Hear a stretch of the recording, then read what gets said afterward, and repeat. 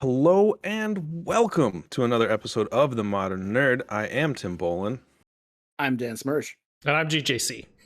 And we are, as always, massive nerds.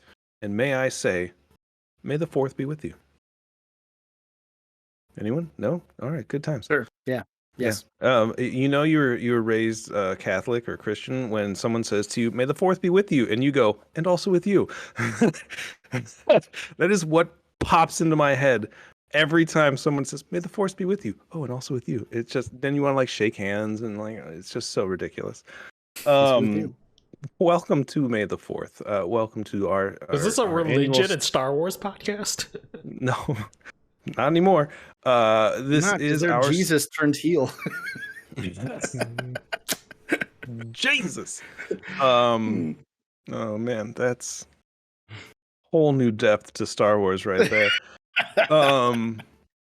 Yeah, this is our annual Star Wars Day episode. And you know what? Chances are we're going to have a whole nother Star Wars Day episode when Kenobi comes out later this month, May 27th, 26th, something like that. So a few short weeks away, we'll be having some more conversations about Star Wars. Get ready for them. There's going to be a bunch of them. Yeah, we're going into everything. How much George absolutely loves Rogue One. It's his favorite movie. I've heard him say it. You've all heard it here, folks. But sure. Yeah. So let's talk about Rogue One since we're here and I so casually brought it up. Normally, I rewatched it this morning while I was making our wonderful logos and backgrounds that we see here. And I still enjoyed it for, I think it was only maybe my second, possibly my third viewing of the movie. I really haven't watched it too many times. But my favorite thing about the movie, it really has nothing to do with the movie itself. It's the fact that it tells us a story that is adjacent to the Skywalkers, but has nothing to, it's not, your main characters aren't Skywalkers and Solos and those people. It's a new cast of characters within a universe that we all grew up watching and loving.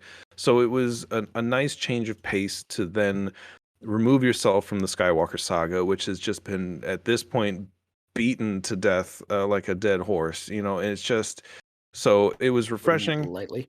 Yeah, but it was refreshing to be able to see something that still kind of tied in, obviously, but with some new characters. And you know, it wasn't, to one of George's probably many points is, yes, you didn't get enough as much time to really invest in the characters to care towards the end of the movie when everybody went all Suicide Squad on them. So it lacked a little bit there, but overall, I mean, I thought it was an interesting way to tell us a story that answer a question that really nobody asked, is how they got the Death Star plans. That is the thesis of most of their movies. What? We wanted to know where Han Solo got the dice from? Yeah, like yeah. So I thought it was nice. It's always fun to hear Alan Tudyk's voice and hear him go off in his fun little ways as a K2SO. You know, it was cool, I guess, seeing Saw Gerrera on screen in a live action as like an older, crazier version of himself. You know, a hodgepodge of characters with that pilot and then Jyn Erso, and I think she did a wonderful job in it again. I liked it. But overall, it of Wonderful. yeah, if you look at that versus Solo, I'm going Rogue One over Solo. So that's my 2 cents. Now that we've had a platform to actually give our 2 cents, basically I'm telling George my 2 cents because everyone else has heard this. George, tell me what you think about Rogue One. Do I really want to go before George? What do I think about Rogue One? This is your moment to like. I think really the problem with Rogue One. I think the problem with Rogue One is if it wasn't a Star Wars universe movie, no one would give a shit about it. Oh, that's how actually most Star Wars movies are. So yeah, exactly. Yeah. I understand that, but like, it had like zero reason for you to invest in the story, kind of, you know. And it is a lot of what Tim just said, which was Like it gave us a question or an answer to a question no one asked. You know, like we all just that one sentence in the prequel, they turned a whole fucking movie out of it. Not prequel, but in the scroll. You know, that one sentence in the scrolling title part of the first movie of Star Wars got turned into a whole fucking movie. Like that's like. If that doesn't smell like a money grab to me, I don't know what is. And isn't Rogue One the first one that Disney took over? Like the first, like it's like it happened right around the Disney takeover. It was one of the first like movies that they made. So it came out after Force Force Awakens. Awakens. It did come out, so it's the second movie. So it's like Disney had just taken over. They're like, we got to hit the ground money and start making money on this thing. And so they're like, let's release a movie on. Like that's what it really felt like when it first came out. I was like, why are we even watching this? Like this, like, and the timing of it was terrible. Ask myself. The timing of it is terrible because it would have been just smarter to put out Solo after it, like from a marketing perspective, because we just watched Force Awakens, Solo had died, and like this would have been like their quote unquote Black Widow moment. Like, you know, like it would have worked way better in that in the marketing scheme of things, and also in just like the way it like people would have been more. I would have been more willing to watch a Solo film. They had to refilm Solo because they switched directors halfway through. I mean, that doesn't make up for the fact that it should have came out when it shouldn't have come out in that spot. Solo should have came out after Force Awakens, if anything. Yeah. You know, I'm not saying Solo's necessarily a better movie or here or there. Like it's not one of my favorites. I enjoyed it, but I'm not going to say it's like worse than Rogue One because it's not. Rogue One is also a movie I can respect in the sense that it's like a Star Wars movie for Star Wars nerds because there's so many fucking like random things that are peppered in there that like for people to be like, oh, they talked about this and that and that and that. So it felt in many ways like it felt like a little formulaic in the sense that it's like, okay, what are some things that we can do to like get these little moments in and like throw in as many little like in there. It just felt fan service. Yeah, it felt like fan service. It felt disjointed. The story was just all right. Like, I'm nothing against any of the actors, and especially the lead actors. They were both great actors. You know, what's his name is also in a bunch of as a villain in a lot of like he's in Bond. He's in a lot of other films. Like they're all, you know, the dad is in like Bond, yeah, it's like, right? What are you so talking it's like about? the actors are all great. Like, don't get me wrong. It's nothing like that. And I think really in the end of it is just.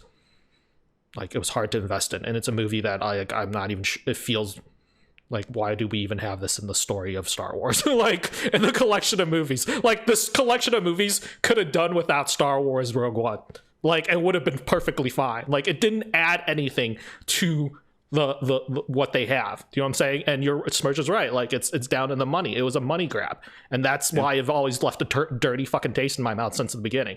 And Smirch calls me out on. He's like, you walked into it knowing you would hate it, and I was like, I walked into it knowing I would be like not happy with it.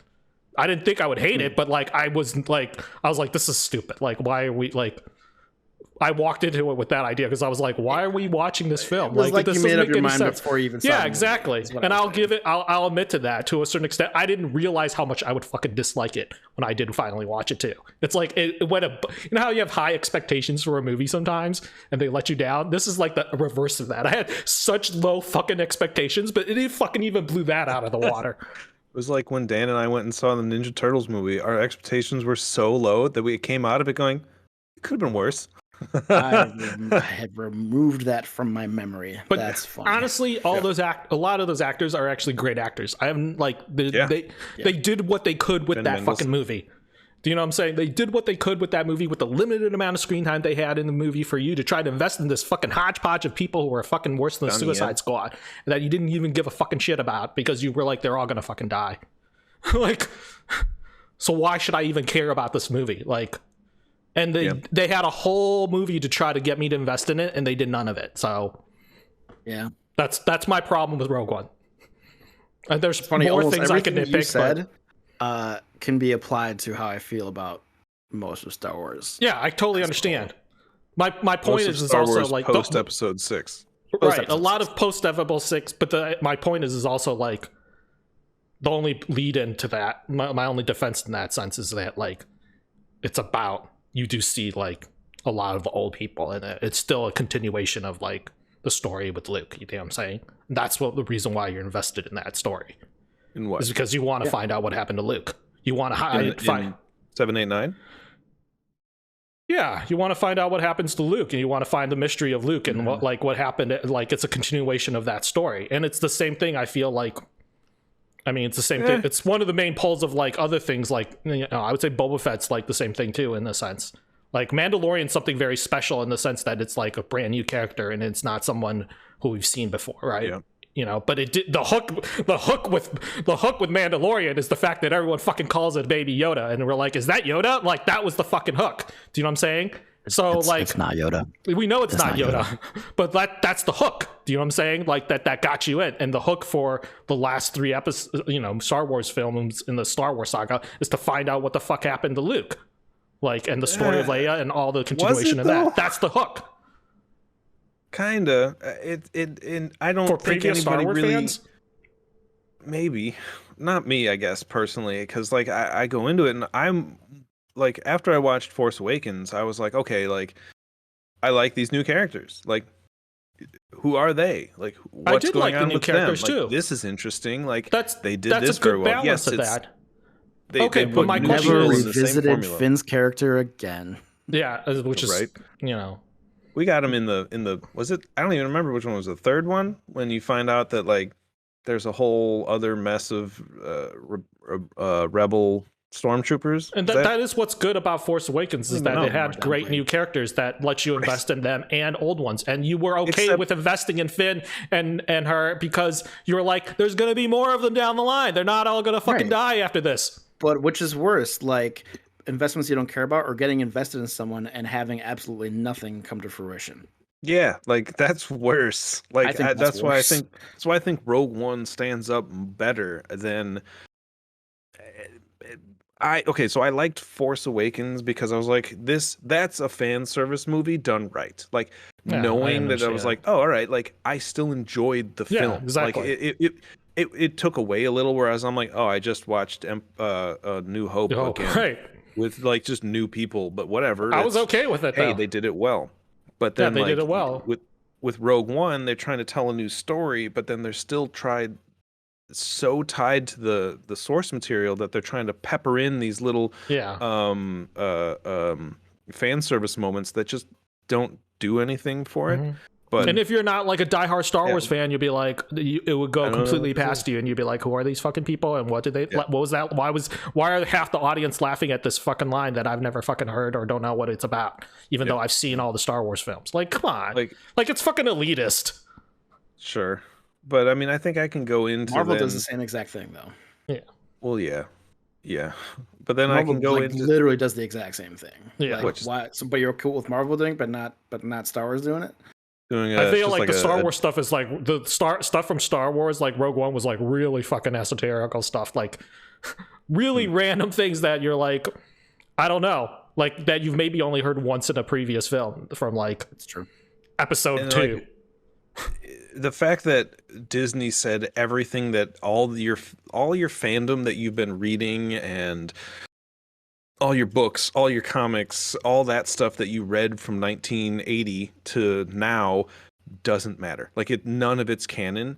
That's kind of what makes it worse for Star Wars to do it, because now all of that material that you can pull from, you suddenly just said, oh, this is like, it doesn't matter. We're going to give you different things. You know what I mean? So it pissed everybody off to begin with. Whereas with Marvel, there's like, all of the stuff that happened. I mean, they've reset the timeline in the comic books 10,000 times. That's why I don't read as much Marvel and DC, but you get those things still exist in canon, technically speaking. You can go back and be like, oh, that's where they're getting this from, and I can read it and know that this is a legit source material, as opposed to like, oh, what about this book series that I read in 1992, and be like, well, I'm never ever gonna get anything from that whatsoever. Like, I go back to the point with Rogue One, is the whole point of the movie is an esoteric one fucking line in episode 4 that is not even, it's at the very beginning of the scroll.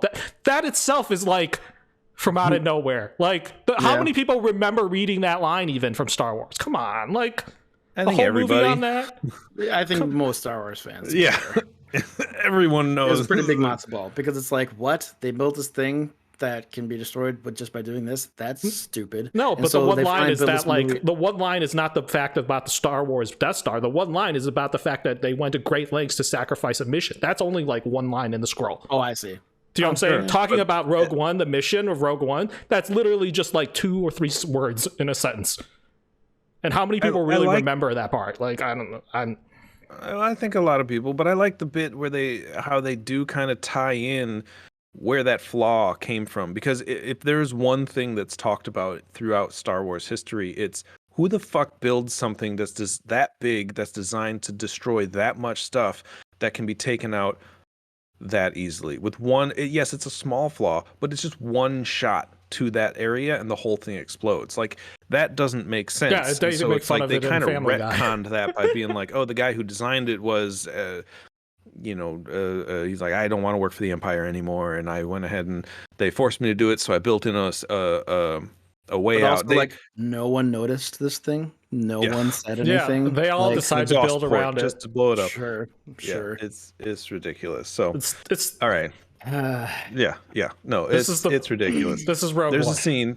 Here's my segue scene. There's a scene in this movie where the amazing immortal Donnie Yen, who is not used as well as he probably could have, was took out like 9 or 10 stormtroopers with a stick. Like, if these people didn't have, like, if they weren't wearing the armor, I'd be like, cool, you just knocked the fuck out of everybody.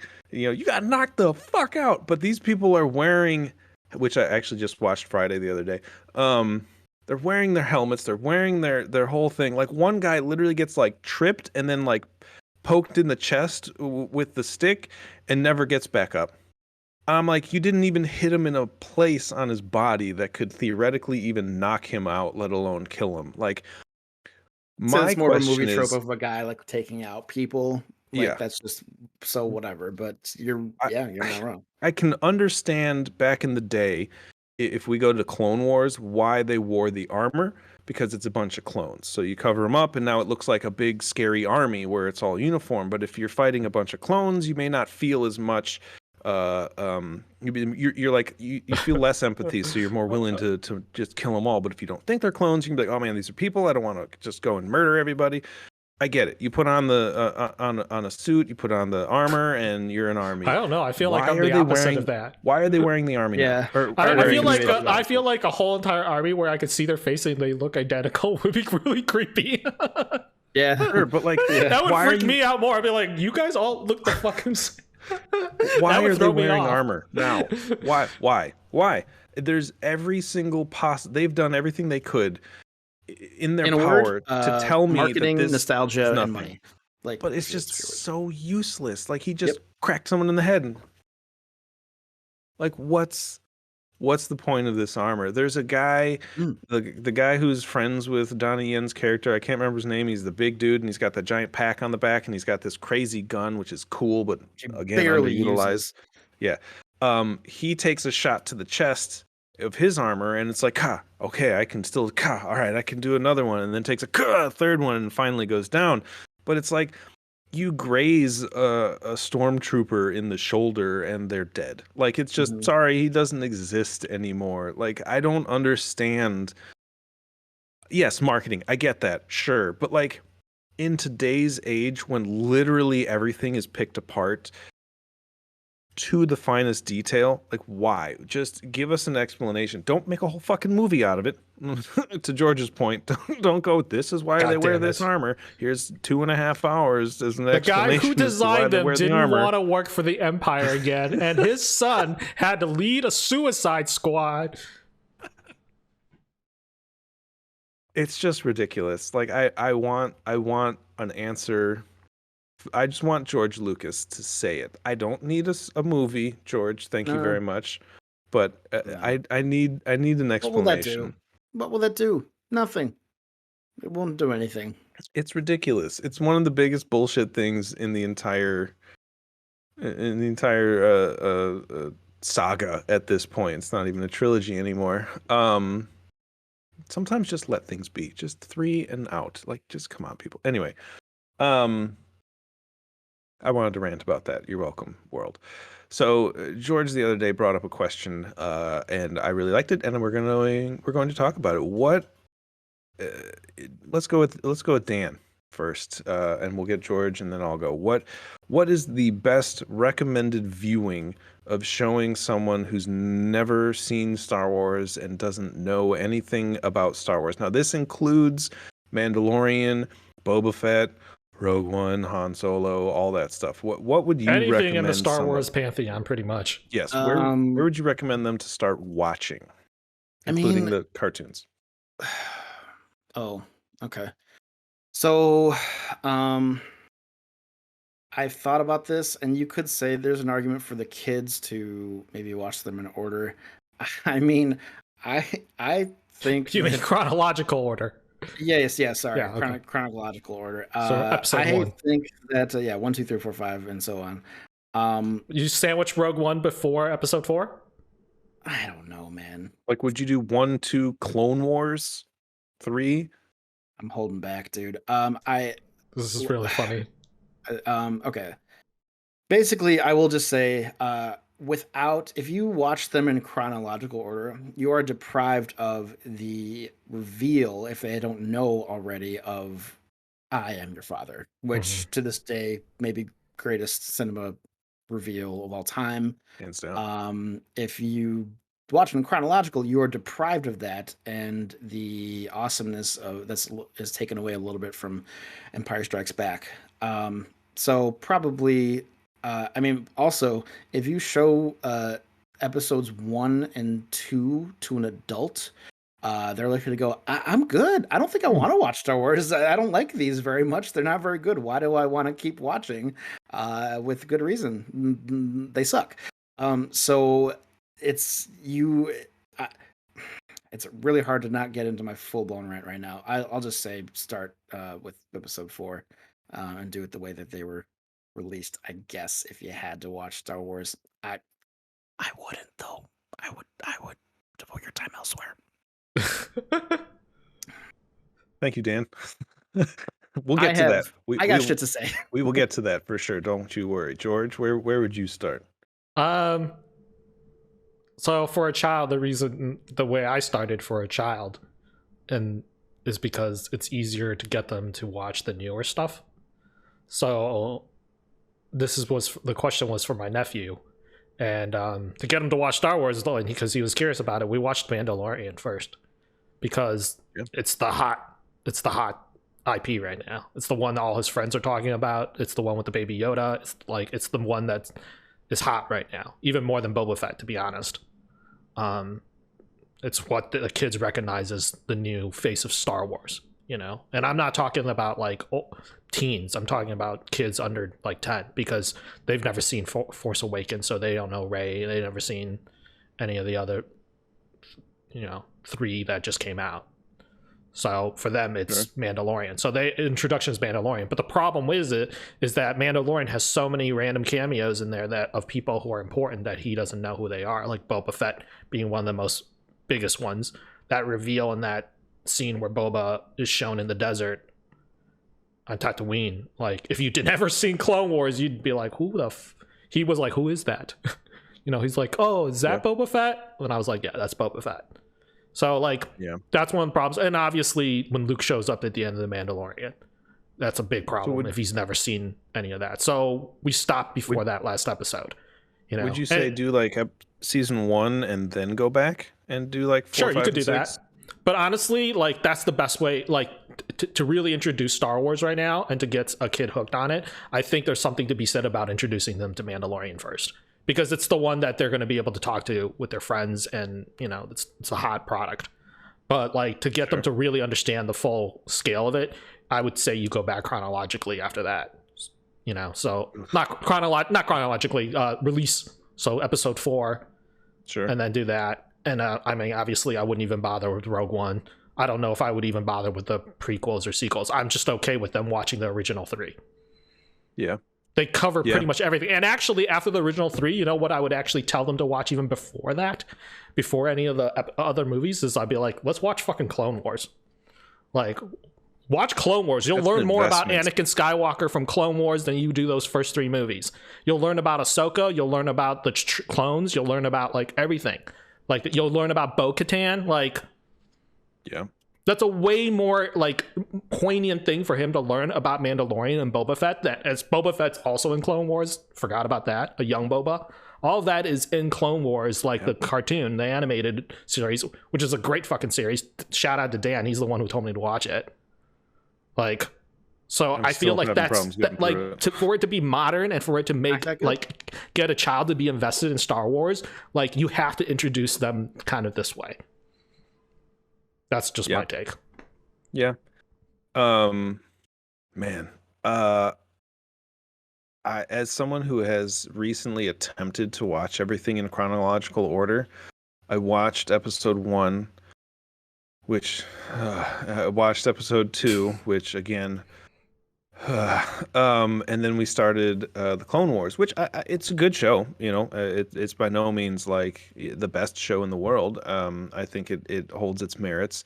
It's kind of like I'm gonna go with it's like a 3-to-1 ratio.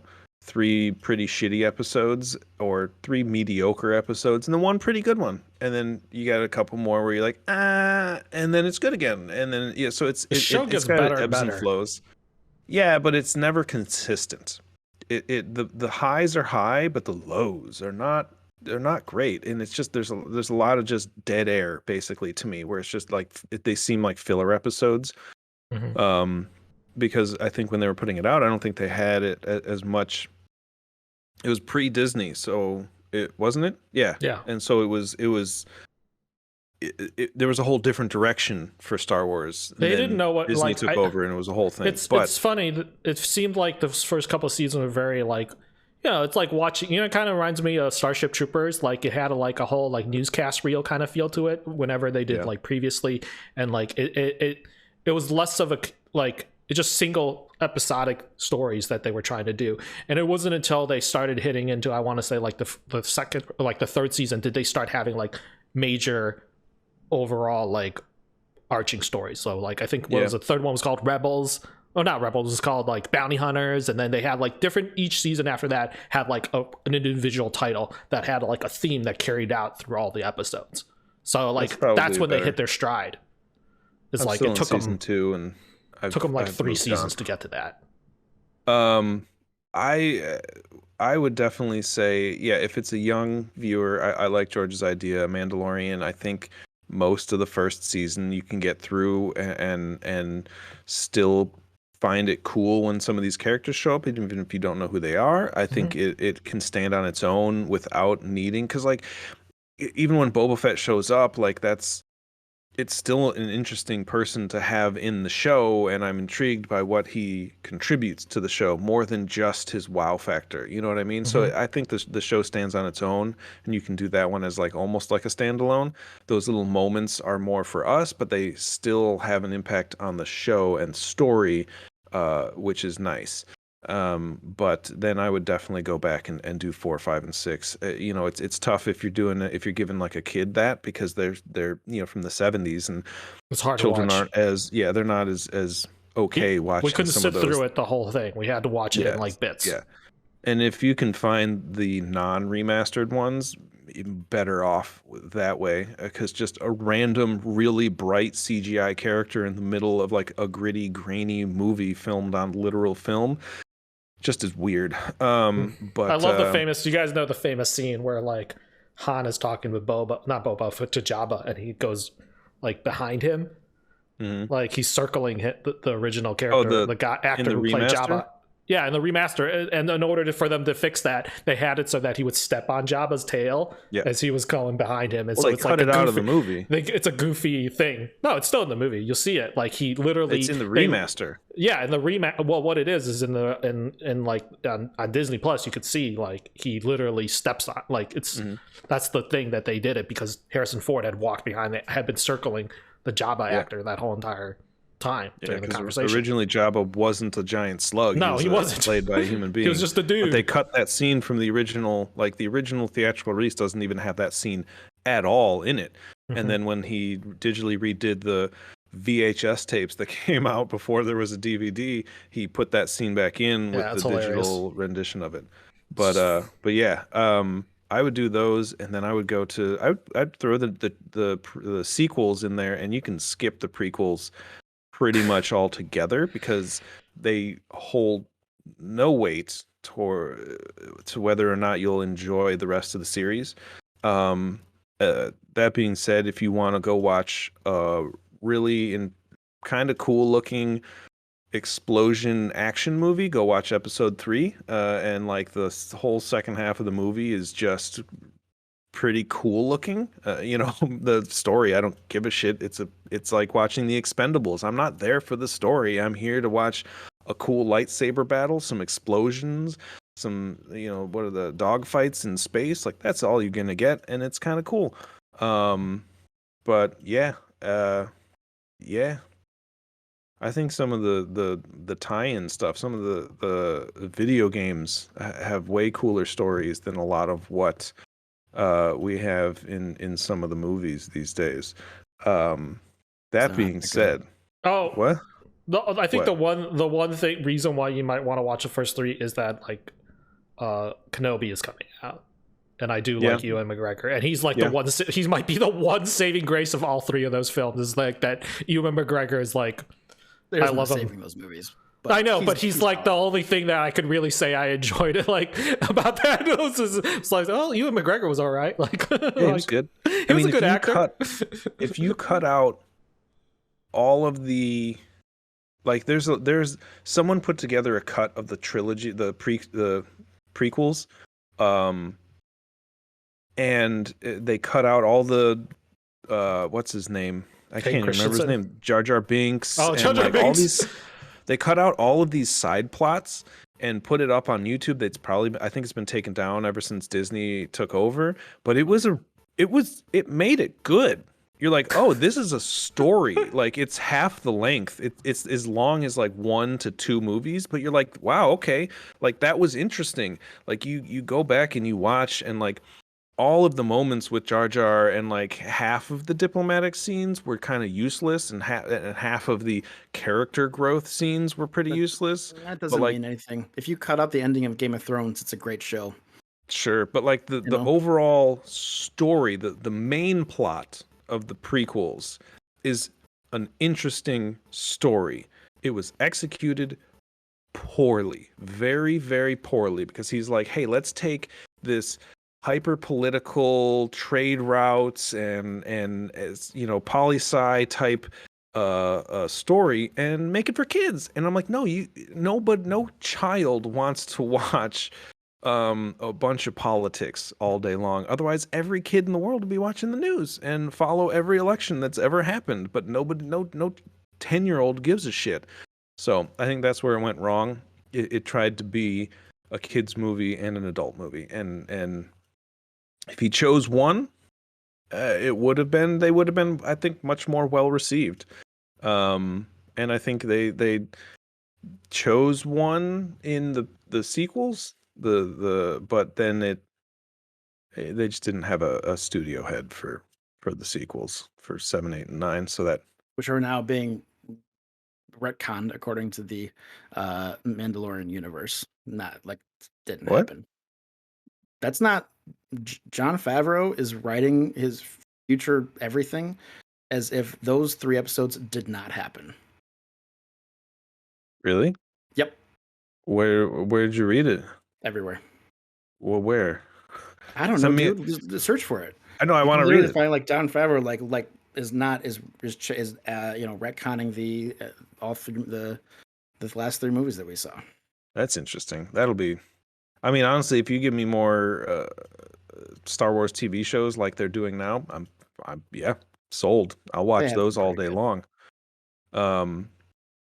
Yeah, I think Favreau and Christ, I'm going to forget his name, Dave Filoni, are the saving grace of Star Wars. I think that there would be a lot more anger in the fandom if it wasn't for Mando and Boba Fett, and hopefully the upcoming Kenobi and all that stuff. Dude, so, Jon Favreau, I'm just gonna tell you, like Jon Favreau, like he's feeling like he's got some like serious like chops now, like because in the sense that like he's now revitalized like two franchises, like with Iron Man and then also with like Star Wars, and it's kind of fucking. I think he deserves every ounce of credit. Yeah, he fucking like he's now the godfather of two of Disney's largest like two Disney IPs essentially, you know, and he fixed both of them for Disney. Like he gives a shit, and he does. And I don't know.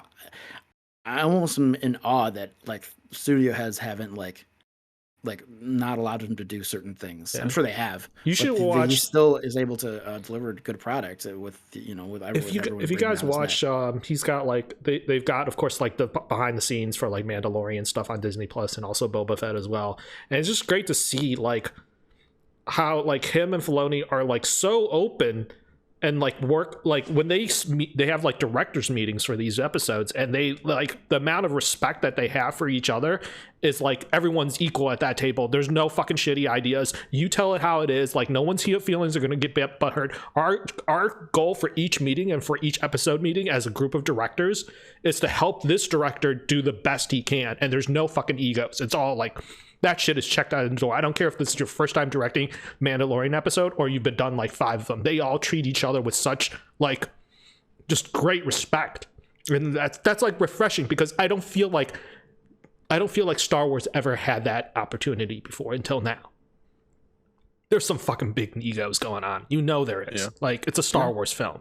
Like that's just the problem with the previous franchises, and now with the way that Mandalorian has been handled, and then how Boba Fett and all these other things that are doing it, like all these TV shows, I think it's like a better direction, and that's why also introducing someone new, I'm more willing to show them like what's on Disney Plus and stuff than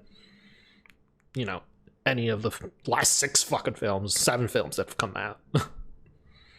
I think for me, my biggest issue is not what they. So everybody knows that I'm the optimist really in the group. I just enjoy watching movies. I like action movies. I like sci-fi. If it's got cool visual effects and the story isn't just like literally the worst thing I've ever seen in the entire world, then I will probably find some way to enjoy my time spent in a theater or at home on the couch watching a movie. I've always loved Star Wars growing up. I mean, 4, 5, and 6 are still, in my opinion, like one of the better trilogies ever made, in my opinion. Of a three film set. There's an argument for like Lord of the Rings and like a couple other random stuff, but I mean it's up there. And very few others. Very few. And I think that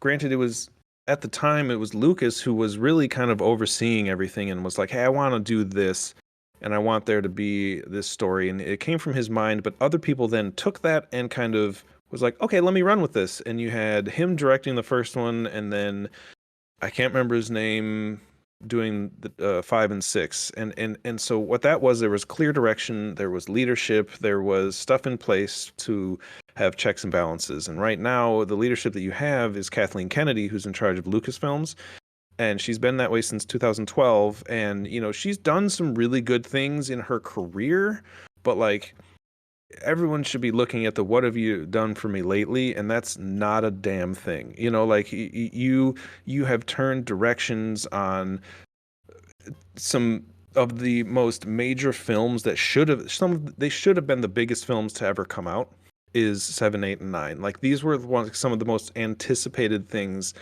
on the planet, and you gave it to J.J. Abrams to do the first one, which it's fine. It of the 3 of them, it's fine. It's not the worst one. I still think Last Jedi is better because it tried to do something different, and I think the different it was great, but it scared everybody at the top because of fandom. Like they kind of listened to the fandom and they were like, ah, and they were like, hold up, and it was evident with the horrible production of Solo, where they gave it to, I want to say, Marcus and McFeely. I could be wrong with those 2 combo. It could be someone else that did it, but it was the people that did the Lego movie or the Lego Batman movie. One of the 2. They were the ones that were writing the movie and directing, and they went in this kind of quirky, kind of funny kind of way. And again, that scared basically Kathleen Kennedy, and she was like, I don't want to do that. That's too different. We want to do Star Wars. And we're like, yeah, like let Star Wars evolve, let it become something different. All good things evolve and become something better and change with the times, and allow you to enjoy it, and you're not just regurgitating the same formula and same thing over and over and over and over and over again. So Kathleen Kennedy, in my opinion, needs to go. She's just been renewed recently until 2024, so there's no sign of that changing. Even though she has like the great mouse oversight now, she still pretty much has a lot of the final say in what's happening, because it is still Lucasfilms and it's still run through Lucasfilms, which is annoying. That being said, there have been some moments, some shining moments in the Star Wars lore. Most of those come in the form of video games, in my opinion. Star Wars: The Old Republic, or Knights of the Old Republic 1 and 2. I think 2 was the story and the development and the gameplay and everything really added and was a lot of fun. It was super cool. There was the recent Jedi Fallen Order, which I think again, it was a super cool story, and anyone who hasn't played it, I'm gonna spoil anything. George, have you played it? I don't care.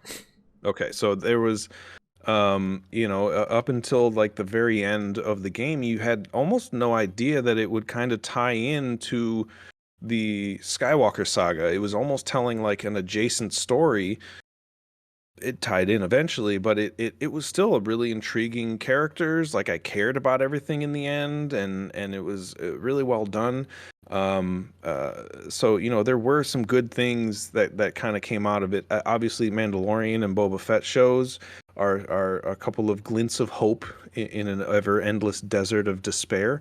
But I still find myself going back to those original, especially Empire Strikes Back, and just enjoying a really nice sci-fi Western movie and having a good time. So, with that, what would be, Dan, George, what would you say? And this is, I know, for you a little bit more of a task, Dan. What is your favorite movie that has come out? And we're going to stick with just the movies. What is your least favorite movie that came out? And I want to try the new Lego Star Wars. And try and pick yes, I want to do that. And pick a favorite, if you can, from each trilogy.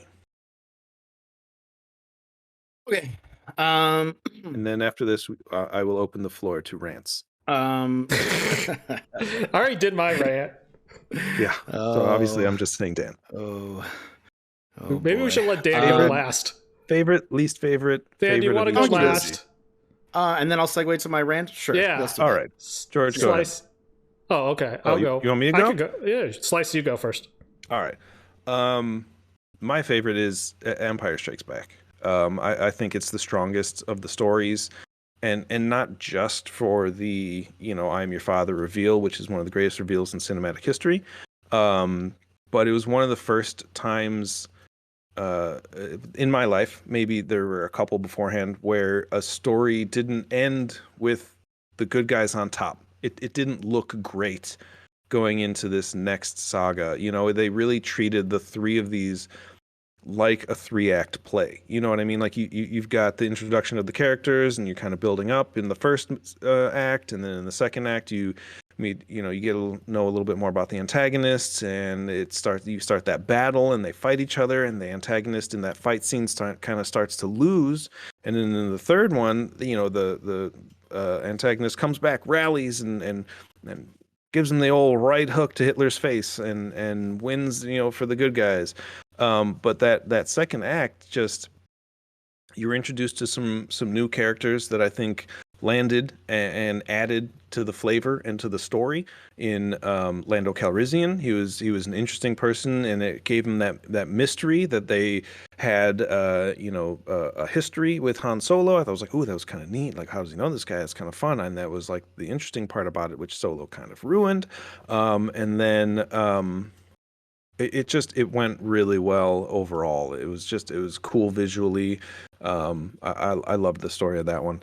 My least favorite movie of all of the nine, um, episode one, Phantom Menace. It just I can't with that one. Like I really can't. They introduced midichlorians in that, which is just like what? Like why are you trying to explain that more? Like Weirdly, we I all was just okay knew with that, which is funny. we knew that the It's force like your existed. MMR, you know. We didn't need to explore that more. It's like Worse It's that kid actor was terrible. It gave us Jar Jar Binks, which was terrible. he's got a great mugshot though. Padme really was Ouch, meh. George. It just everything about it. The only cool thing was Darth Maul, and you killed him. So it was just like I'm like, oh, there is cool. This thing is the spikes and red face and dual A, and he's gone. And you're like, oh, okay, all right. Well, thanks for nothing, George. Not you. And yeah. So just one just kind of really didn't land for me. Favorite of each trilogy, obviously, is going to be Episode 5 for me on that one. Last Jedi is going to be my favorite of the new ones.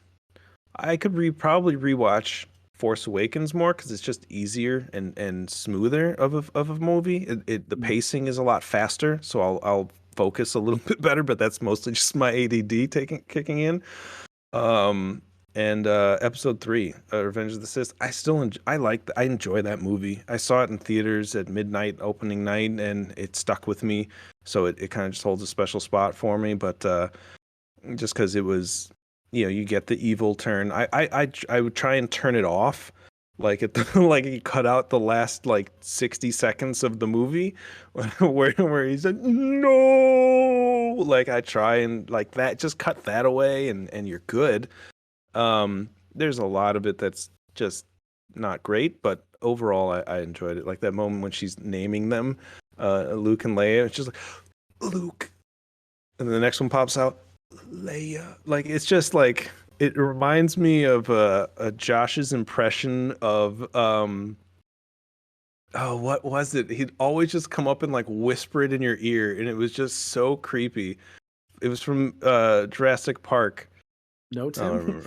No, he does that one loud. He does. It's so ridiculous. I'll get it, and it'll come back to me when someone else is ranting, and I'll just whisper it into the mic and creep everybody out. Was that it? Was that the questions I asked? Yeah, those are the ones I asked. George, go ahead.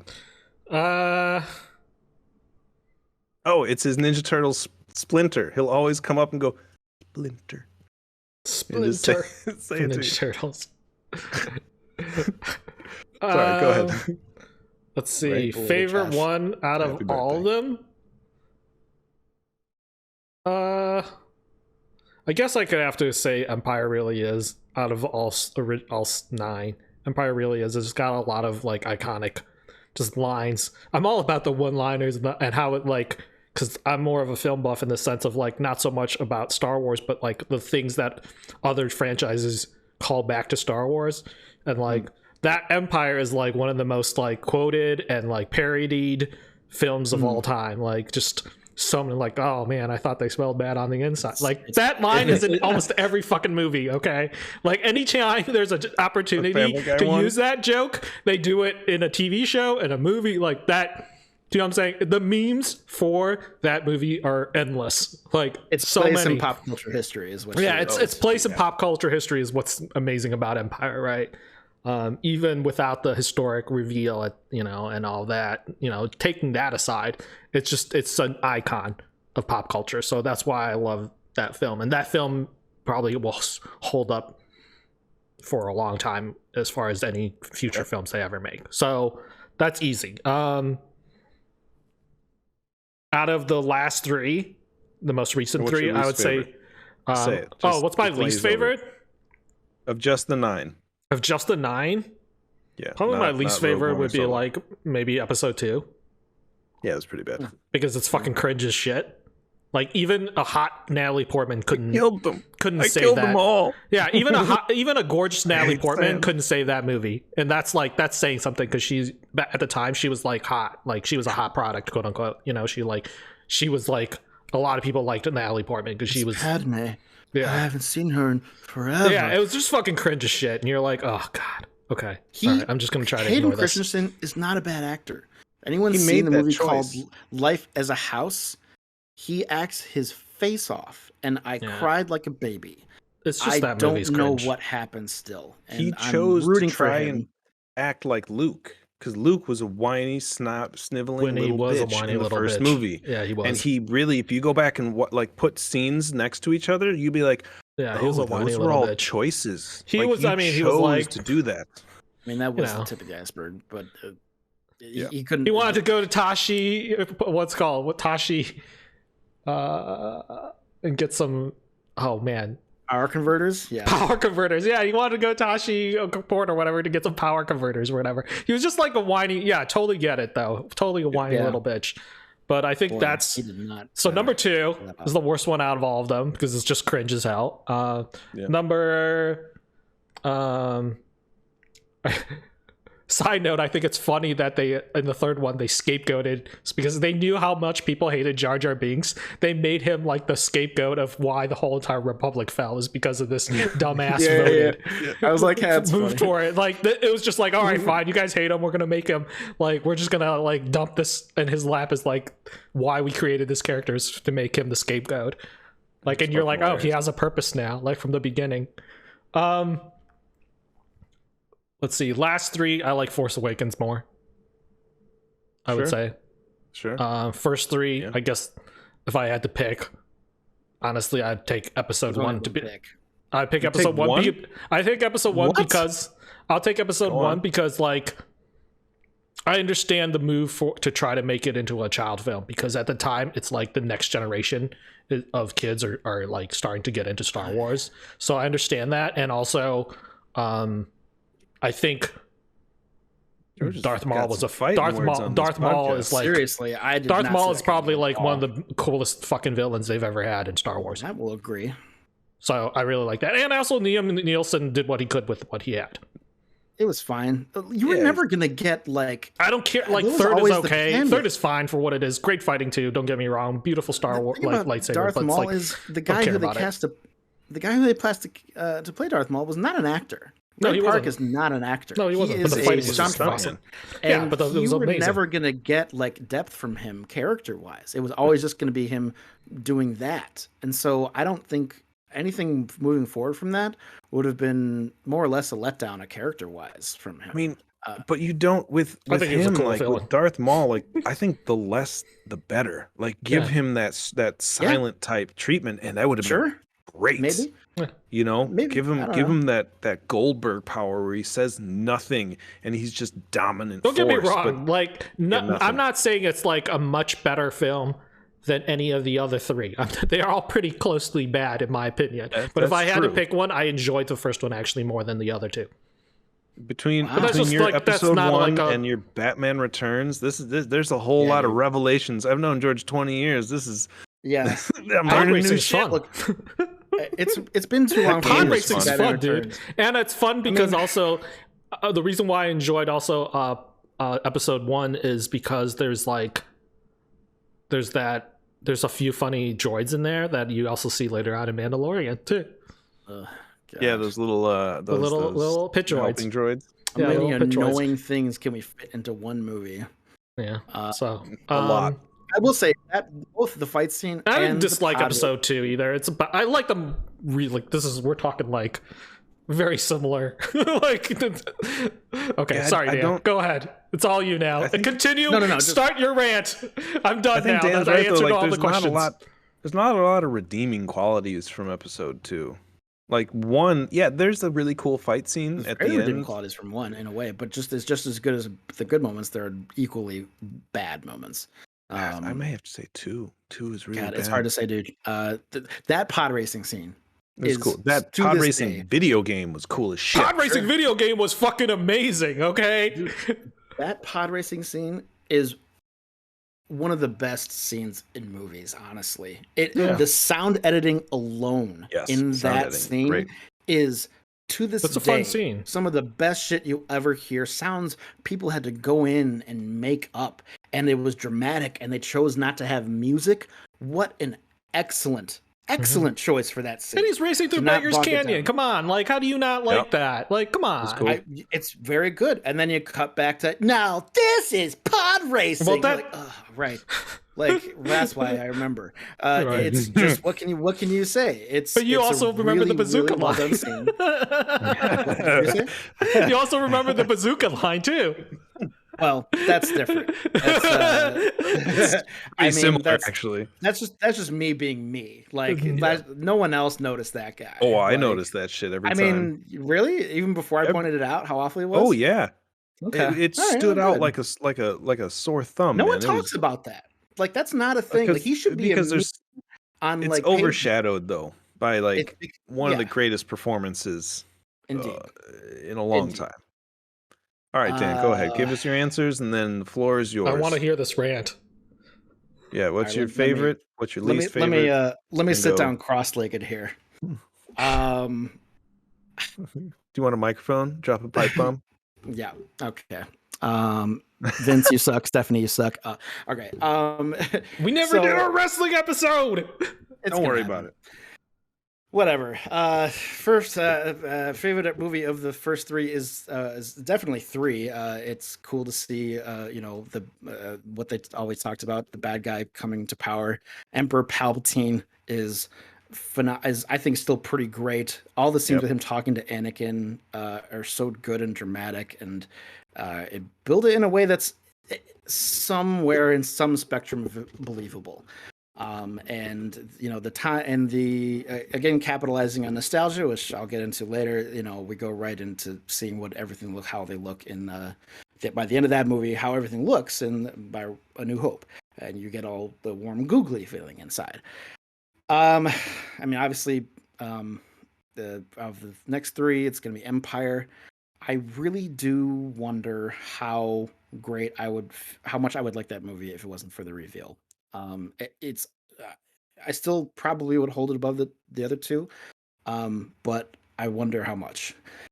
And the third and the in the last 3, 7, 8, 9, I'm gonna have to go Last Jedi. They tried to do something different at least, and I liked that. And I mean, overall favorite, it's got to be Empire. Worst one out of all of them, I don't know. It's a fucking 3-way tie between episodes 1, 2, and 9. Like, just sinking feelings everywhere. Episode 9 was the product of panicked corporate execs trying to continue to pander when fans who never know what they want in the first place vocally said how terrible episode 8 was. Fans in general don't know what they want until they've gotten it, and listening to them is the single stupidest thing you can do as an executive. People are trashing Natalie Portman online, saying, I don't really want to see her. Like, why do I want to see this? And then after the movie, they're gonna be like, oh, she did a great job. She did great. Like, don't never listen to fans. If you listen to them, we would just have A New Hope remade over and over again, which we already got once. How many more times do you want to do that? Like, it's Star Wars fans, at least the most vocal ones, are fucking morons. They have no idea what they want. And the only way to really give it to them is to pepper it in with pieces of nostalgia from what they think was really good, and in my opinion, was never that good to begin with. Here we go. All right. Star Wars Episode 4. Hard to talk shit. It changed everything. Hit the mute button. No, I'm kidding. Star Wars Episode 4 was good. It was new and it was different and it was exciting, and it changed the way future anything science fiction would be made forever. Empire Strikes Back stepped it up. The reveal, huge. Not only had you haven't seen anything like that in a movie like this, and that was a huge moment in cinema history, if not one of the hugest. Whatever. Episode 6, whatever. Let's kill another Death Star. Whatever. It was still good. You had the Teletubbies running around. Whatever. Little as a kid, you're like, whatever. It's fun. Those were supposed to be Wookiees, and I really, again, should have been for marketing reasons, they decided to change it to these bullshit teddy bears. I would have loved to have seen Wookiees fucking shit up personally. I think it would have been much more fun to watch. Mm-hmm. And then the downfall of Star Wars. I don't understand how everyone is such a big Star Wars fan still after all the shit that we've seen. People talk about Game of Thrones like it was like we don't talk about Game of Thrones. Like really, like we're not going to talk about like 4 of the maybe even 5 of the greatest seasons of television of all time because of the ending, and yet we still talk about Star Wars, and time after time we are let down as Star Wars fans. We should be talking about Star Wars the way we talk about Game of Thrones. Like, oh, we don't talk about that. Like they've fucked it all up. I mean, if it wasn't for the TV shows, I don't think. Well, who knows? Yesterday, Tim said to me, Dan, you've gone to the dark side. You've become that of which you hate. You've become the person that rants about like how awful Star Wars is. And he's right. And I was going to come into this podcast kind of, I was going to come into this podcast and really try to talk about why Star Wars is great. And I'm not going to do that. I'm going to talk about why Star Wars sucks balls. Because honestly, it does. It has more losses than wins by, in my opinion, a lot. And all they've been doing is capitalizing on nostalgia from a long time ago when they were good. Because we haven't had anything good since then, really. In my opinion, we had other one really good. Other than the shows. The shows I'll get into in a little bit. But I don't know what it is. Either people feel too much pressure with these movies and underdeliver, or they don't feel pressure enough. I don't. It's a really sad thing. I was a Star Wars fan once, but I am not excited for Star Wars anymore like I once was. I don't understand why the fandom is as big as it is. It's like it's hiding behind lasers and lightsabers and baby Yodas. How good is it really? The answer is, from my perspective, not that good. I would even argue that The Mandalorian isn't even that good. It's just pretty good, hidden behind things that we used to know and love. You have a main character who expresses zero emotion the entire time, and people talk about how cool he is. The only reason we're talking about how badass he is because we are comparing him to our idea of what Boba Fett once was for the few seconds that we got him in episode 6. He's not, and if there was no Baby Yoda in that film, which I always kind of think that Grogu is overrated as it is. He's a fun little thing. He's cute. We wouldn't be talking about that show. Mm-hmm. They've become like Favreau is a genius. And he realized what people latch onto for movies like Star Wars. And Baby Yoda, Grogu, was the key in that. Because that is why people and Star Wars fans don't like Star Wars for the content, for the I mean, that's not true. I'm going too far. But it's how it makes them feel and not what we're actually witnessing character-wise. Because if you really break it down, it's just multiple, like, there's a lot of iconic moments and things that are, like George said, cemented in cinema history that we'll never forget. But it's just this kind of phenomenon that people got caught up in. And if we somehow could watch these objectively without nostalgia, which is near impossible at this point, I don't think they're very good. And when God bless it, when they stepped off the beaten path a little bit, one of the biggest backlashes in cinema history from episode 8, Rian Johnson ruined my childhood. Really? Rian Johnson ruined your childhood? By I never what understood that exactly? phrase. Like, how can you ruin a childhood if it's I in the don't even know. past? People don't even. Again, Star Wars fans are idiots, and they just want to complain when they don't get another, I guess, big Death Star destroyed, because that's clearly everyone was happy with it in Episode 7. I'm like, yeah, make it again. Episode 7 was an apology to everyone that had been wronged by the previous 3 films, and for all intents and purposes, he succeeded. It was fine. It did what they wanted it to do. They set things up. There were some new It was a things. love There was a letter lot to of Star Wars. there was a lot. Yes, there was a lot of references to everything. But the same plot and the same kind of arc.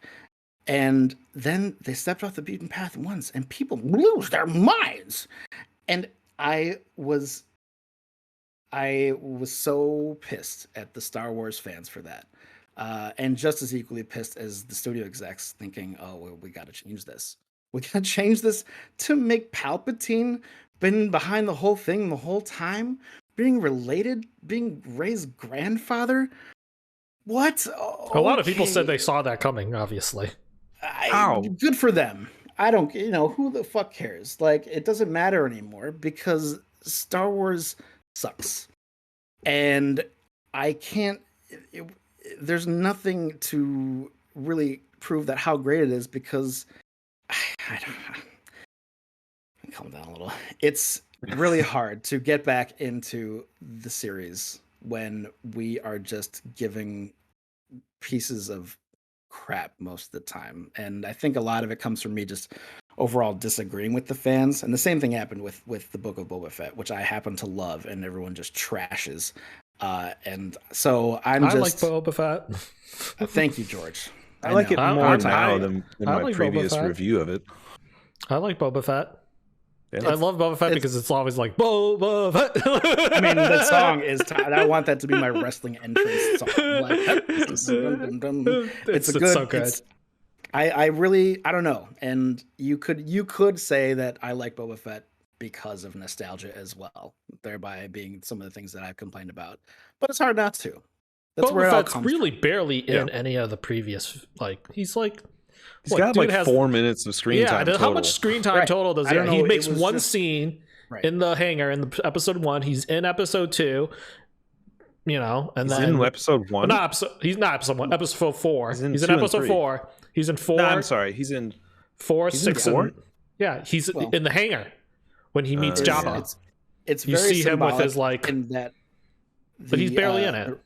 Yeah, but it's because the sales of his toy did so well, and people thought his costume was so cool that everyone just kind of became obsessed with it. Not because of who he was Boba or Fett, the where? content that was created. It was just this cool costume, and then was a cool costume. yeah, Boba Fett.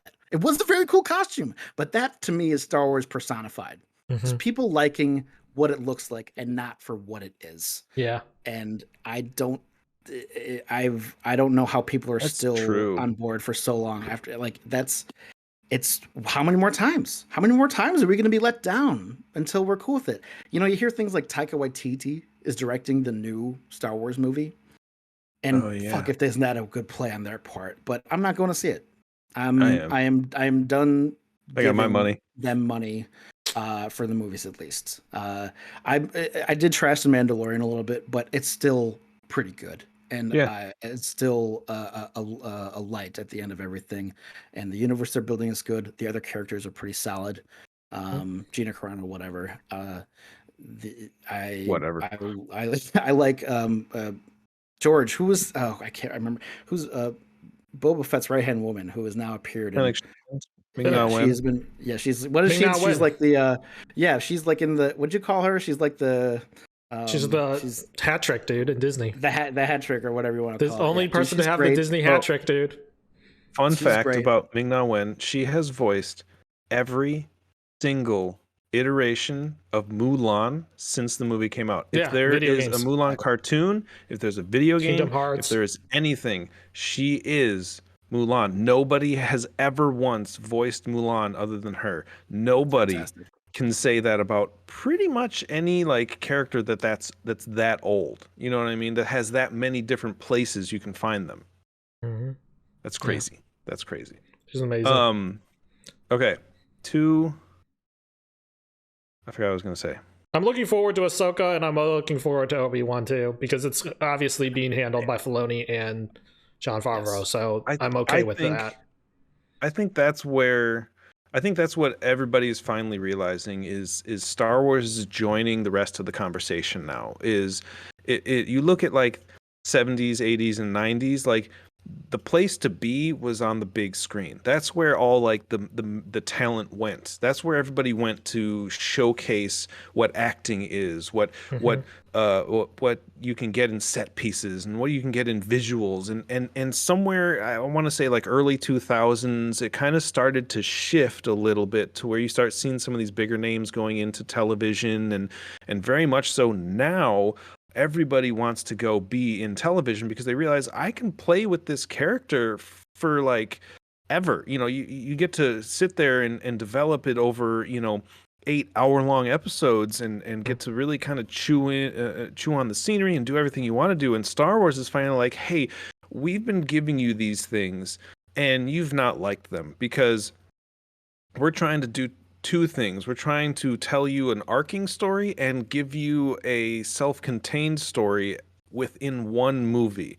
We're trying to tell you a story that you'll enjoy, that there's a start, a beginning, a middle, and an end, but we're also going to continue the story, which we just ended, in another movie and continue. Like, so they're trying to do a lot, and what they're doing now is they're taking, they're should be moving away from the Skywalker saga with like the most overplayed characters in history, and they're going to allow everything a chance to breathe because everything has just been, especially the time of the new saga, the new trilogy. There was a movie for 6 years. There was one movie every year almost. It was Force Awakens, Rogue One, Last Jedi, Solo, and then what's it called? There was 5 years in a row where there was a Star Wars movie where they just like oversaturated everything. And like my biggest takeaway from those series is I love BB-8. Like that's it. Like I have a BB-8 that I can control. I do a lot of the colors and a lot of like my game, like the characters. I'm like, I want it to look like BB-8. Like I think it's a cool character. Like I like the droid more than I care about Ray or Finn. It's not anything that's bad on their part. They were fantastic. I think they were great. But now everything's going into TV where I think Star Wars really should be because now you can really develop character and story. And if something goes wrong in an episode, you can kind of retcon an episode later as opposed to retconning a whole 2.5 hour movie where you're given like season one, there was an episode that wasn't really received well of something. They can do a 30-minute retcon in another episode, but not retcon the entire first season. So it's easier to correct your mistakes in TV than it is in movies because you have to undo a whole movie, and then it's like, well, why does that movie even exist? And blah blah blah blah blah. Like you can just watch 7 and 9 and get a complete story. You don't need 8 to get this story that they just told us. So, I think Star Wars I don't think better this is so suited much for Disney Plus. I feel like a lot of it, though, you might be giving them too much credit in the sense that you think they figured it out. What they figured out is not so much of like what they were doing wrong with the storytelling aspect and the medium. What they figured out is where the money is. The money's in Disney Plus. The money's in stream. Pandemic viewing made theaters unprofitable to a studio. Like, so that's why they moved to Disney Plus, and that's why they're doing TV show. I think it has very little to do with the fact they're willing to owe any of the mistakes that they've made with the 3 movies. Right. They think it's a fucking glowing success. They got a fucking theme park out of it. They don't give a shit. Which is super cool. Like if you want to go and enjoy Star Wars again, go to the theme park. They're still patting themselves on the back because they think nostalgia. That they did it right for those 3. None of those producers and none of those executives are willing to admit they got it wrong.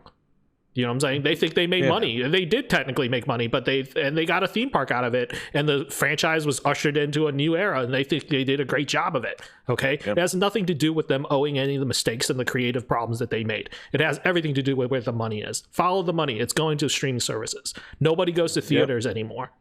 So that's the choice. That's the reason why the choice is to move over to Disney Plus. It has nothing to do with them being like, oh, we know we made these mistakes. I'm like, no. It's crazy because HBO is doing the same thing, except except they're just making movies for HBO Max. Yeah. I'm like, make more TV shows, guys. Like, what are you doing? Like it's cool that I can go and get like I think the Batgirl movie, or Batwoman. I don't know if they're doing Batgirl or Batwoman. It's just straight to HBO Max. I'm like, what? Like, okay, that's cool. Like, they these are the movies that people will still go see. You know, people aren't going to go to the theater to watch Belfast, the movie that won, you know, whatever Best Picture. They're not going to see that in theater as much because it can be seen at home and still feel the movie. You go to the movie nowadays to go see giant superheroes and explosions and fight scenes and cool cinematic things that need that size. They go to see Doctor Strange, where the first time you see it, it needs to be on that big screen. If I were to watch this for the first time at home, like I would like it, I'm sure, but it wouldn't hold that same impact. It's like Dune. Of, you know, seeing it. Yeah, like the three of us, I had a very different experience than you guys. I never saw Dune in theaters, so I missed out on a big chunk. It was but it was like heart of the pandemic, and I was like, I'm good. I'll just watch it at home because I had a nice big old TV, which helped, and I still enjoyed it once I finally got to sit down and watch it. But I think, yeah, George, you are right that they're going where the money is, but I also think that they kind of see like, oh, we put this here. Not only is the money doing well, but like everything is better reviewed. Like there's less uproar about the Mandalorian and Boba Fett, even Boba Fett, than there is about 7, 8, and 9. Like the amount of shit they got for 7, 8, and 9 versus the amount of shit they got for Boba Fett. They got shit, but it's like it's nowhere close. There's always gonna be shit though. Yeah, there's always going to be shit. That's just how it is. I think it's funny because you know, the theme parks, like that's one of my favorite experiences of Star Wars in the last 10 years, 20 years, is going to the Star Wars themes, because like that's taking something and making it tangible, something that I enjoyed, and I really do mostly enjoy 4, 5, and 6. But you brought up another good point that they're making marketability. Like that's very true. I don't rewatch Star Wars at home very often anymore. I'll watch 4, 5, and 6 here and there because they're good and I enjoy them and they're good movies. But like I don't go and rewatch 7, 8, and 9 or 1, 2, and 3. I'll do it as like a, hey, I want to just binge them real quick just to put them back in my head, but not to like, oh, I love this movie. I want to like, I'll put on Jedi and be like, oh, I love this movie. I want to go back and do all these things again. But I have, like, my Lego collection is almost entirely Star Wars related right now. And I like it because the characters and the visuals from these movies they're cool. Like they look cool. I like the way they look more than I like watching the movies. You know, I like building an R2D2. I like building the Millennium Falcon. I like my BB-8s and my Vader helmets, and like they look cool. They're badass, you know, and like they were really cool at one point because the character had some mystery around it and that kind of stuff with like, they're even putting in like talk about marketability. They're even putting in like Star Wars parts, like a Star Wars bar and a Star Wars like place for kids on the new Disney cruise ship.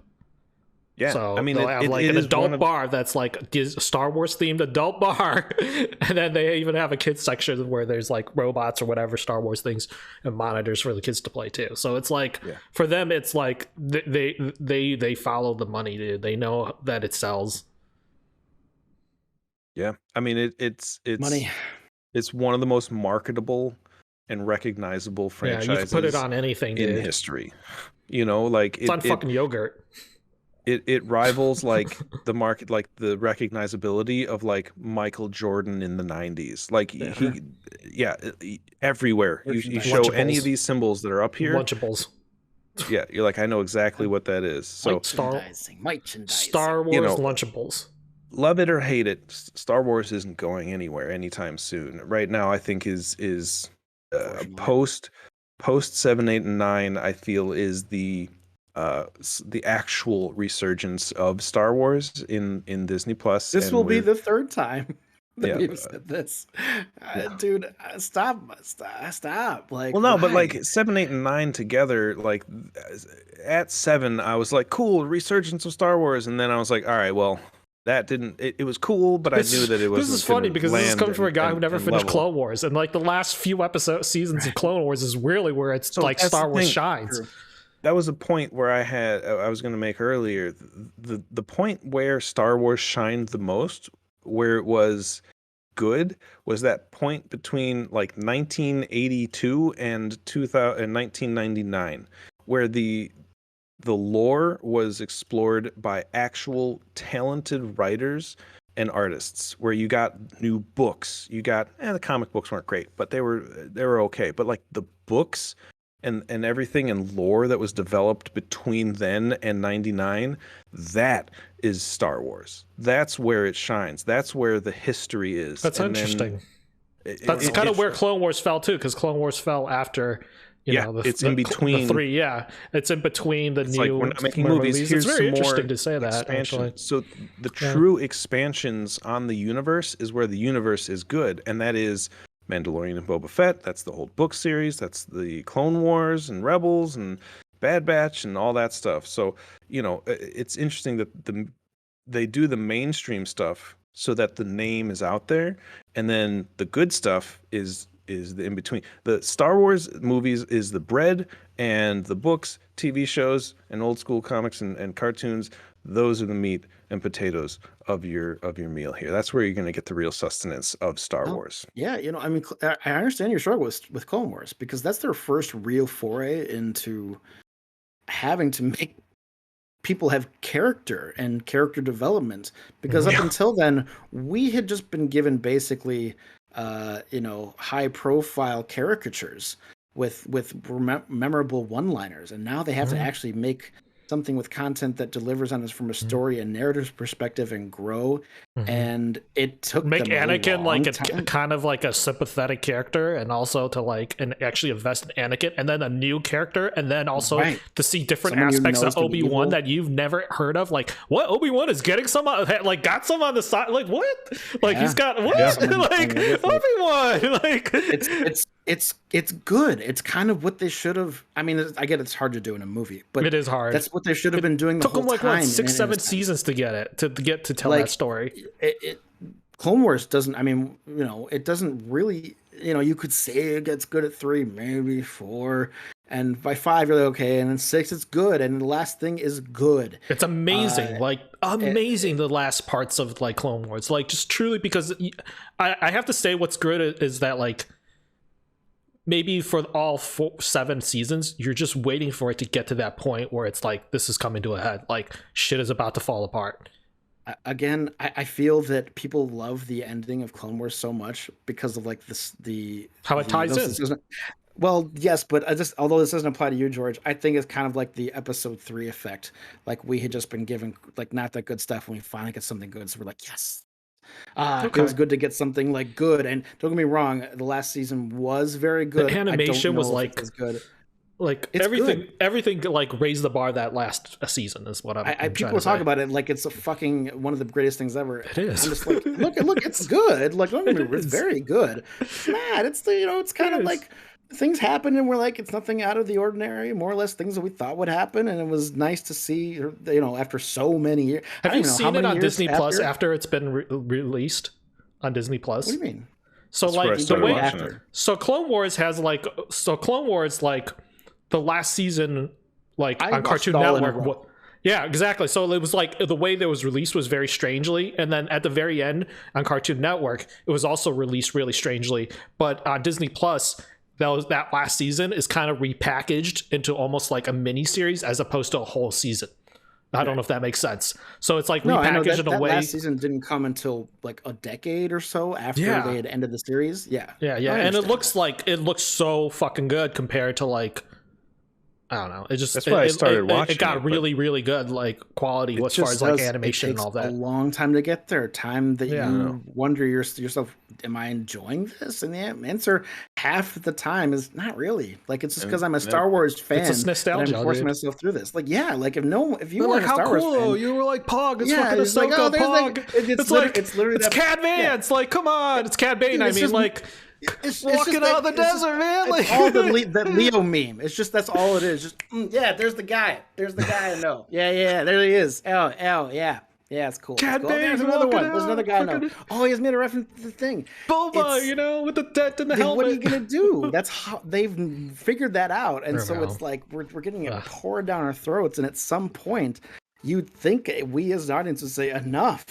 Give me something original and with content, and that isn't playing off of old, like something."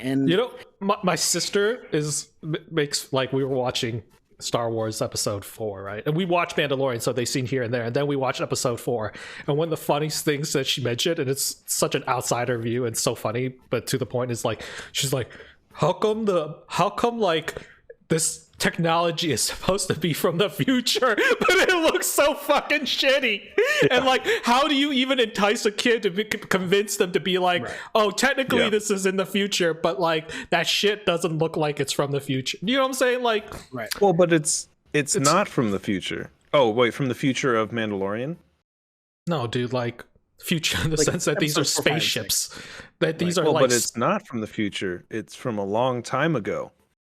But they're like in outer space, far, far and like away. the critique is like that. From a chronological standpoint, the critique is that like from not a chronological standpoint, doesn't even have to be a chronological. From like a technological standpoint, her big question is like it's such a big juxtaposition of having to like watch something that looks shiny and new in Mandalorian and realistic as to something that could be space travel and technology and set pieces, and then you watch like the first 3 and you're like, the kid is like, he's already lost interest because that shit looks fake as hell. You know, it's hard. Part of Rogue One for me when I like, yeah, it's a shiny new movie made in 2018 or some shit like that, and I'm like, oh, special effects are fantastic. This is really cool looking, and it's all great. And then you get to them using a console, and you're like, is that MS DOS running on that computer? Like, what the hell is? What am I looking at here? Like, it's interesting to see that. I'm sure like, movies won't. Who knows if the stuff we're seeing now will stand up in 20 years as far as like technology? People will be like, that's fucking ridiculous. They would never have a monitor on a spaceship. They would just use fucking VR or whatever. Like, yeah, but I think knows? Now we have the technology to make things look more like the future. Like in the 80s, you could only use like computers were like weird back in the 80s, like just like a decade before that, a computer was the size of a room, you know what I mean? Like, and so making something fit like a little hologram in the 80s, like that looked like, what the fuck is this, and like, so now we're like, oh no, did you see that Tupac down in LA? Like that's nothing, you know what I mean? So like it's different now. Like we've reached the decade where we can make things look better and crisper from like a future point. Okay, we could honestly go on and on and on and on and on and on forever, and it's late here on my end. It's 8:30 and we're kicking a dead horse. Guys, so Smirch, do you have any more rants? Like I want to make sure you get it all out. I look forward to bringing this horse alive again, just so we can beat it together. Yeah, and we're gonna do it with Kenobi later in like a month. Because when we do Kenobi, A New Hope, ironically, with this TV moving forward, I feel pretty good about it. They're not doing anything crazy. Like all they had to do from the beginning was just kind of do some organic storytelling, from a new perspective. Gina Carano's loss is Rosario Dawson's gain. Good for her, dude, because she plays Hearthstone and I'm down. I mean, honestly, Gina Carano was never that good to begin with. No, I was surprised when they were like going to say they were going to give her a show. And I was like, you're going to give her a show to like lead? I mean, the character makes sense to make a show out of, but it is what it is now, and whatever, Ahsoka's a way more interesting character anyways. And Rosario Dawson, she hands can down, do it all, man. Hands down. Yeah. So I'm gonna end this. Thank you all very much for coming. Make sure if you enjoyed hanging out with us and watching this, to give it a like, give it a subscribe. I'm going to post all of the socials in the comments. I can be found at The Modern Nerd on everything. I think the Twitter is nerd_modern, excuse me. And then Instagram is just The Modern Nerd. You can search anywhere you can find your podcast. You can get the audio version of this if you don't want to sit down and watch us all chat with our really cool backgrounds. This will be up anywhere. Just search The Modern Nerd. You may have to type it all in as one word on certain channels, but for the most part, I think I fixed that. So you're welcome. Go ahead and give a shout out. Make sure you can find George right here, GJC327 on his Twitch. Dan is nearly non-existent on social medias. Smash City on Instagram. Smash City on Instagram. We'll see. I think I'm gonna start. Yeah, you can find him as merchandise on some Twitch stuff. So follow George. You can have a chat with them on his channels and everything. I'm gonna try and hop in there, but by the time George gets online, it's like 2 a.m. for me. So, follow us I'm gonna here. try to do more day streams. I really am. That's fine, man. Do your thing. I'm just happy to be that you guys are all part of this, and that I can do this with you guys. So thank you guys. Thanks for listening to my rant. Are you sure you're done, Dan? Because I want to make sure you get it all out. I'm saying he's done. I never am. And okay, all right. This will not be the last time that we hear. I got out most of what I wanted to say. Okay. Yeah. It's this. Yeah, I don't want you to come back a week later and be like, man, I have some things to say. There was something else. Because I got most sure... of my Rogue One out, so I just don't want to. We will be next week has the final episode of Moon Knight, so we will be discussing that at some point. And like I said earlier, Friday we are all watching Doctor Strange and the Multiverse of Madness, and I believe the consensus is we will be coming to you on Saturday. If you want to watch us live, Saturday morning ish time, follow the Instagram again for an update on that. Otherwise, again, follow the YouTube channel so you can watch these when they drop. I think I'm going to be dropping these to be determined, but you'll be getting some content every week. Keep a lookout for the Versus series. First one should be dropping in a week or so. I have a really cool conversation with someone who's in the gaming industry, so if you like that, he talks a lot about the From Software type games that he's really into. And so, a little behind the scenes look into some of the gaming industry and gaming world. So, I'm excited to give you guys that. Otherwise, thank you guys for coming and being a part of our show.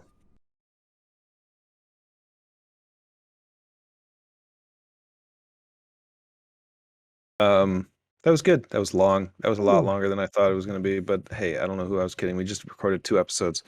That's what I was saying. I was like, we tend to be. Thank God we saved the Star Wars part.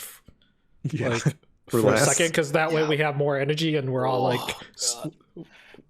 I don't know about you guys. While I was listening to you guys and holding back, I was like going through full ranges of emotions, like getting triggered and like calming down. Because I said I liked episode 1. Oh no, that's fine, dude. I mean, no, to be fair, like even though it's, I think by far some of the worst acting and worst moments, it also has that pod racing scene and that fight scene, which are 2 of the all-time greatest scenes. You know what I love? Wars. Actually, I didn't even talk about is that fight scene has that beautiful part. It's funny, like choreographing fight scenes is a totally different type of filmmaking. And what's cool about it is I think there's that part where they do the doors. And they have Obi-Wan being caught behind the doors, and all that, the way they choreograph the story of that fight scene with the set and and all the mechanics of it is what really made it beautiful, because it's like he's trying to get to his master but he can't. It's like, oh my god, and you're just like the story of a fight scene better than the entire movie. That's why I really love that movie, dude. Like that's one of the best Star Wars fight scenes for so long. I really appreciate it. It's one of the best Star Wars fight scenes, and it also gives you that moment of like it really, I think, from the beginning of the whole franchise and the story with Obi-Wan is like, that is, you have that one moment in life that defines who you are for the rest of your life. That is fucking Obi-Wan's moment, dude. Yep. The time he let his master down, and it was all like from then on in, he's just trying to make up for that moment. He's just trying to go back there and fix that moment, dude. That's the reason why he took on Anakin. It's from that moment, dude. That's the problem. You know what I mean? Like he's so hell bent on making up for that mistake that he takes on Anakin and he's forces blinded this by thing. it. Yeah, he's blinded by how bad Anakin goes bad, dude. Like the whole thing. There's a point in one of I don't remember if it was that one, or I think it's in the prequels. It might be in the original trilogy where they talk about the prophecy, whereas like the one will bring balance to the Force. Maybe this was an internet article, but he did. he was the chosen one, and he did bring balance to the Force. Like the Force Right, was because out the of Jedi's balance. were Yeah, yeah. it was The out of Jedi's were balance, are and so corrupt. its natural state is like either an even or like a 1-to-1 ratio, and it was definitely not that. So Yeah. it was interesting because you're looking at this story, and man, I wish I had this article where like technically the Rebel Alliance are the villains and the Empire is the good. If you're looking at it from like a philosophical point of view and like a pseudo religious point of view, like the Jedi are like going at it to try and, restore balance, but they're in control. You know what I mean? Like they're In already those in first three control episodes, they're in and charge. balance. So the problem like, is their rot was they got so big. It's like, this is religion Fox in Star Mage. Wars. Religion in I don't Star know who Wars, this is. like Hello. they're like the Fox problem Mage, is who says like the Jedi Order became like organized religion. It got so big, and then with the organization comes corruption from within. They started. If you watch any of like the background stuff and any of the story of what was happening before the fall, is like, and also in Clone Wars, you saw how like the organization got so big and it kind of lost sight of what its like true purpose was. Do you know what I'm saying? It became more of a policing, like in Clone Wars, the Jedi was much more of a policing force than it was anything else. That was the turn of it right there. That was the downfall, is that they got so big they became big government and they try to be the police of everybody, and that's why people turned on them. And everyone should. Yoda was trying to keep everyone out of that and not fight. He was one of the only ones who was like actively like making decisions based on trying to stay out of the war and trying to like stop fighting as opposed to just win the war to stop the war. You know what I mean? He was trying to end things appropriately before it's the prequels and the Clone Wars, like there when you really look at them and like dissect them and break them down and get rid of the shitty writing for the children, is a super fascinating point of view and juxtaposition on like even then's political stature, like where the balance lies. Now it's even more relevant because of like all the like blending of church and state in the US and everything. How much religion plays a part in government. It's crazy. The original is awesome. And it's like individual members of the Jedi Order are not bad people. Special extras. Do you know what I'm saying? I'm Individual make a Patreon, members. You have to pay for this one. Individual members are not the bad people. Was not what's wrong with it, right? It's the big organization and the decisions that they made at the top that like, and all the effects that it had that trickled down and like getting involved in a war that they like had no fucking business getting involved in. Do you know what I'm saying? Like, why would they do that? Like, it was so stupid for them to even get involved in that war. Like. Yeah. For the Jedi to get involved. It was definitely. I wonder what would have happened otherwise. They're not supposed to do that. I didn't get a chance to say this earlier. I wish I did, so I wouldn't be completely salty. I will say it from here. Overall, the story of episodes 1, 2, and 3 is a good story. I said that earlier. You did? Like a political thriller. It's a political thriller. Well, I think you were in a rage mode. It's like a political suspense thriller. Like you have like you have Obi-Wan being like a detective trying to figure out like the background of what's going on but behind the surface, right? And then you have like the main story of like the war too. So I really thought it was interesting. Yeah, no, it's a good. I just feel the execution was terrible. It's the opposite of the latest trilogy. The execution was terrible. Story was good. The latest trilogy, story was terrible, but the execution was pretty good. Yeah, it was. Visually, those movies are fucking cool. Like that fight scene when you have I don't even know what they're planning on, but I think they're on the remains of the Death Star or of a Imperial thing, and it's like the waves crashing up and they're fighting.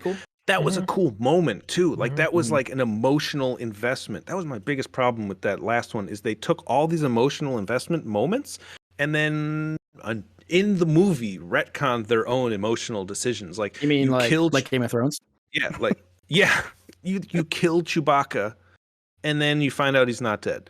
I'm like emotionally invested in that moment. Like, oh my God, Chewie is gone. Like you just completely changed like the history of. It blows my mind how people can be so upset about Game of Thrones and just like still be okay with Star Wars. I love Game of Thrones, man. I do. I love. Don't get me wrong. Game of Thrones too. but talking about Game of Thrones brings physical pain It's to my like we face don't and talk body. about Bruno. Yeah, exactly. Like it was only It's because because it was so good for so long, and then you ended on on every sour note possible.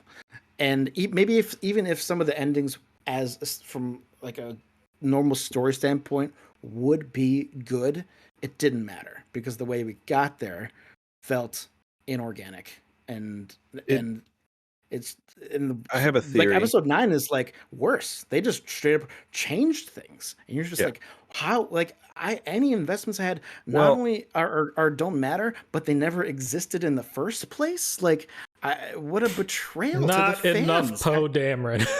here's here's Dude, here's my theory on this one. Not And enough Poe Dameron, dude. in Game of Thrones, there's two factors that make people angry.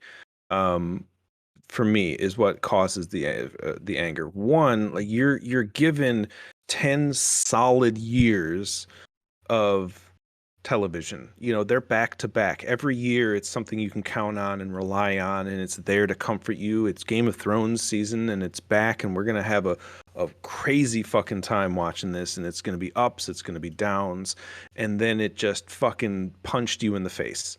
Whereas with Star Wars, it's like 50 years and it's spread out since it's 43 years, I think, 44 years. You've got 3 movies back in the day, nothing. You get 3 movies back in 99, nothing. And then finally in 2016 or whenever it came out, you've got some more movies. So you've got gaps in between to digest and kind of go with the flow and analyze and calm yourself down and breathe. that's a good Whereas point. at Game of Thrones, it's just more, more, more, more, more, more, more, and then you hit a wall. The second Yeah. part is the writers, and not that they did a poor job, they did, but it was that they were so invested in this, and they were making it, and it was their baby, and it was amazing, and they put so much love. You could feel how much they loved the show by how much attention to detail and little things they did. And then when you watch that last one, you can feel that they just like, I don't fucking care anymore, I want to go write a Yeah. Star Wars movie. Like it's betrayal. It's not that it's bad, it's betrayal, because they care more about themselves and their careers than they do about making a product that people are going to love, you know? Coffee Like cup on set. they stopped caring about their own baby. They took their kid and they're like, I don't want this kid anymore. Are they 18? Can we ship them off to college? You know, they get adopted at 10. Like it's a betrayal to the deepest core of a viewer's involvement in a show, and it's sad. Like I won't rewatch them because they're long and they're heavy and it's a lot of character, and if I'm gonna watch something like that, I'm gonna go watch Lord of the Rings because it's a little bit shorter, and I've loved the characters for 20 years or something like that. But endings are you're left with, and Mhm. what people I can't remember wait the for you guys most. to finish The Expanse. Tell me what you think about it. Dude, I tried to go back and I that's had gonna no be our- idea what was going on. And I'm well, like, we just It's a show go best binged. watch like- Reacher. You guys should watch Reacher. You really should. It's very good. that's a and hard sell, but you it's- really seem to like it, so maybe I'll give it a try to give it a whirl. It's such a fast watch. It made me like, each episode I was like, can we just watch another? We watched 4 in one night. Like, and I don't binge as much as I used to, and we just watched 4, and then we watched 2, and we were like, let's save the last 2 so we can enjoy them during dinner tomorrow night. And we watched them, and did it in 2 nights. Like, it was a wonderful, just quick, fast paced. Like, you don't have to be, it's nice because you're not like, it's not Star Wars, it's not Game of Thrones, it's not something that you're gonna just like invest your entire life in. It's 8 episodes and you're gonna enjoy them. Have you it's guys got finished some Peacemaker? violence. Oh, I watched it. I fucking loved it, man. That It's was fucking awesome. We still haven't talked about it. wonderful. Smirch, you need to finish it or watch it. Wonderful show. It's Do you fucking still have- amazing. Are you still logged into our HBO, or do you have your own? Yes. It's weird. Wait, yes to what? Yes. Mine? Yes. Yeah. I can't. I'm logged in on my tablet, and I have to use my VPN to watch it. But if I try and log in on my computer, like where I actually have to type in the logon, it'll be like, no, you don't have an account. And I'm like, so if I ever get logged out of my app, I'm fucked. Like yeah. So it's weird because I can't log in, but I'm already, so I have to watch all of them on my tablet, which is not a you problem. gotta watch it. Yeah, I will. I mean, dude, if you guys don't let me be a reason for you guys keeping the account. I don't know. I mean, if that happens, just let me know, and that's fine. What? I was worried for a minute that me logging in was keeping you guys subscribed. No, I don't know what's going on. Yeah, Just okay. If it happens, it happens. One day we might not have it. One day we might. I think it might be tied into, I don't know, something's active with like maybe her parents. I don't fucking know. I got some homework to do. I gotta watch Peacemaker and I gotta watch Moon Knight. Yeah, Moon Knight is super interesting. It's going to be interesting to talk about. I have to. I can't. Really I'm glad we're going to finish watching the series before we talk about it, because the thing is like can't make my decision on it until I've seen the whole thing. Because it's I need to see where this goes. Yeah, I am invested, and it's like a Game of Thrones situation. If it doesn't end well, then I need to see where this goes. Obviously, there's things I like and dislike on it, but I need to see where this goes, and a lot of it is going to be dependent upon how well they end this season. Yeah, it's very fascinating, and the fascinating thing for me was going into the first 2 episodes. I was like, man, how is this going to tie in? Like, how are they? I want to see him on the big screen. And then I read the article and I was like, oh, it's not kind of nice. This is like it's its own thing. I still got $10 that says they reversed that thought. But like for right now, I'm enjoying that. You should include that when we talk about Star Wars after we're done. You should put that in. We said some good stuff, or at least everything we just said about Star Wars, I'm putting into the episode. I'm going to edit the middle and put it into the episode. You could say that and have like a little post-credit scene, like after like a few seconds of silence, and then anyway, I gotta go, guys. So do I. I'm starving. It's really late for me. See you guys later. Man, really good cast. Sorry about ranting so hard, but I can't hold back. We expected it. Man, that's why people come is to see the emotion, see the rage. How much we're invested. We expected it. Good games, you guys. Looking forward to the next one. So we're gonna talk about Moon Knight and Peacemaker, I guess, if I can Strange. Get through it all. Moon Knight and Strange, because Moon Knight will end on Wednesday. We'll see Strange on Friday. Strange, that's gonna be. And if you can watch Peacemaker, do it, because the closer we do to these things finishing, the more relevant they become, and people might want to watch. Okay, good call. All right, kids. Bon voyage. Until next time. Same great time, same great place. Yeah, we got to come up with an outro. Yeah, we do. And an intro. Oh, no, you have an intro. Yeah. I have an intro. Outro. All right, y'all.